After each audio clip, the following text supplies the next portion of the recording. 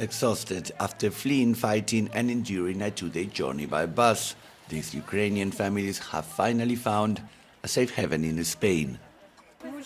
Some of them lost their house. Some still have it, but all of us are frightened. We are refugees. Dozens of Ukrainian refugees arrive daily to this reception center in Madrid. Thanks to a EU directive, all of them will be granted a temporary residence permit.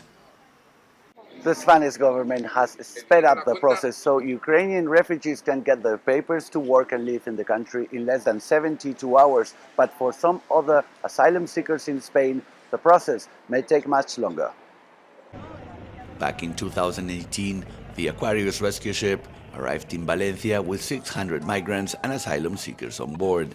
4 years later, most of their applications have been rejected or remained unresolved. It was very emotional, seeing people at the port waving, waiting for us, celebrating our arriving. It was very emotional, and we feel at home and we feel welcome. But as time goes, everything died up. So the welcome was just a few times, and everybody just turned their backs. Many of those on board the Aquarius were also fleeing from conflict-ridden countries like Afghanistan, Mali, Sudan or Somalia. They know exactly what the Ukrainians are going through, but they've noticed a difference in their reception.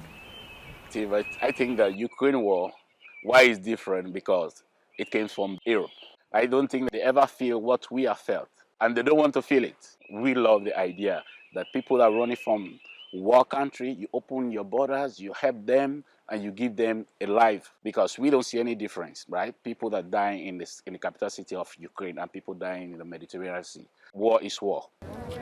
In Spain, 88,000 people from Africa, the Middle East, America and Asia are waiting for a response on the refugee status application.